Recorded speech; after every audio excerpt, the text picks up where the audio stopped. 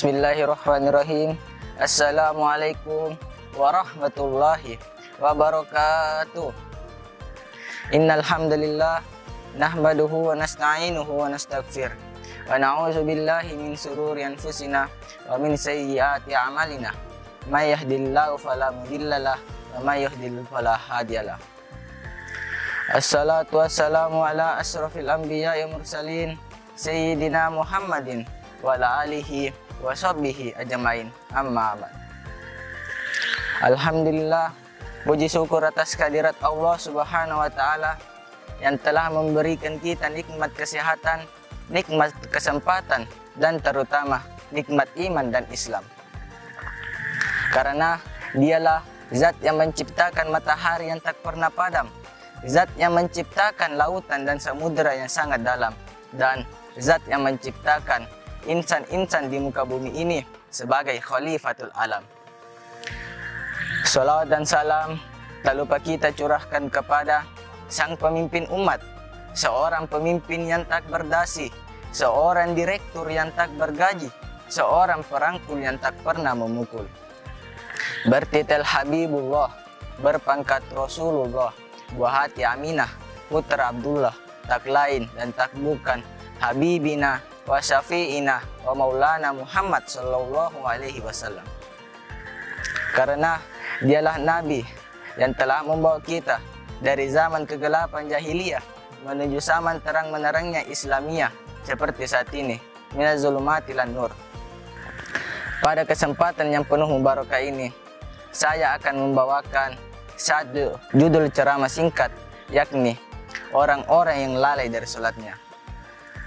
Sholat adalah suatu ibadah yang dimulai dengan takbiratul ihram dan diakhiri dengan salam dengan beberapa syarat dan rukun tertentu.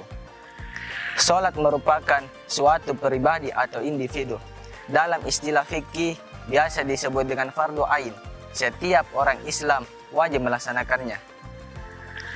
Orang yang tidak wajib melaksanakan sholat hanya anak-anak yang belum balik, perempuan yang haid atau nifas, dan orang gila. Orang yang melalaikan sholat diancam dengan siksaan yang sangat pedih di neraka wal nanti di akhirat. Dan di dalam hidupnya selalu diliputi dengan kesialan, kecelakaan, baik hidupnya di dunia apalagi nanti di akhirat. Sebagaimana Allah Subhanahu wa taala berfirman dalam Al-Qur'an surah Al-Maun ayat 4-5 yang berbunyi, Fawailul lil musallin allazina hum an sholatihim sahun, yang artinya celakalah orang yang sholat, yaitu orang yang melalaikan sholat. Hadirin yang dirahmati oleh Allah Subhanahu wa taala, pada ayat tersebut telah dijelaskan oleh Allah bahwa neraka wail itu disiapkan bagi orang yang sholat tetapi lalai. Dia sudah sholat tapi masih dianggap belum melaksanakan sholat. Itulah orang yang melalaikan sholat. Ada 4 orang yang termaksud lalai dari sholatnya, yang disiapkan baginya siksaan yang sangat pedih di neraka wal nanti di akhirat.